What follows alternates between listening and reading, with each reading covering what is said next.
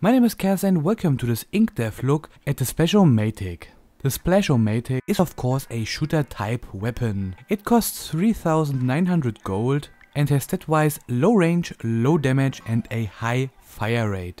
Its sub-weapon is the suction bomb and its special weapon, the bomb rush. First, let's talk about its shooting trail.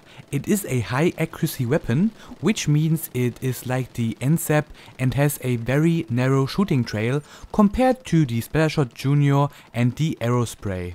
The Splash-o-matic does about 26 damage per hit, which means it takes around 4 hits to kill a target.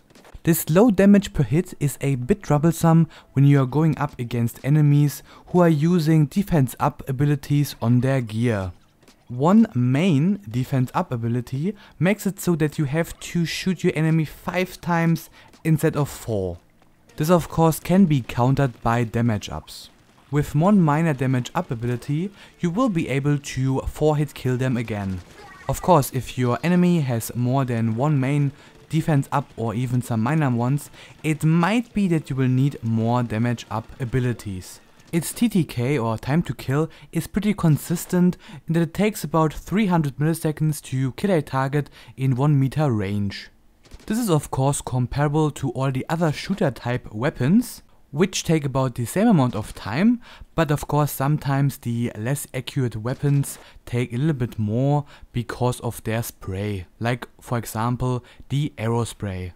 The 2 meter range is a little bit more interesting. It takes the Splash-o-matic about 400 milliseconds, which is a pretty consistent time in all my tries, compared to the Aerospray and the Splattershot Junior, which have heavily fluctuating times.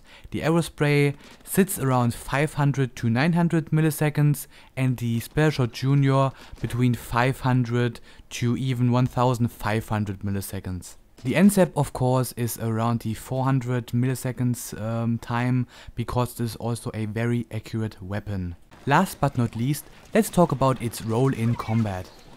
It might seem like a worse version of the NSAP because of its lower range and damage. But it should be considered that for one, the NSAP is less accurate than the Splash-o-matic, and the Splash-o-matic is able to cover its trail more quickly because of its higher accuracy and lower range. But the most important differences are of course the sub and special weapon. Suction bombs can be used very strategically. You can either use them to try and splat an enemy, but also to let them move into a less favorable position. Of course, with it being able to stick to walls, you can also use this to kill an enemy sneakily. The bomb rush can be used as an offensive tool, but also a defensive tool. Throwing a ton of bombs make it so that you build some sort of wall, which the enemy can't really cross. So you can use it really strategically to rush forward or to hold a choke point or a spot. You should always consider that you are able to shoot your Splash-o-matic while bomb rush is active. So you are still able to get away or splat an enemy if the situation gets dangerous. The Splash-o-matic is in general a short to medium distance weapon, which means you should choose your battles wisely and not rush in head first. It is a highly accurate weapon, which means that you should be on point with your aiming. You cannot count on your spray when you are facing an enemy that is moving.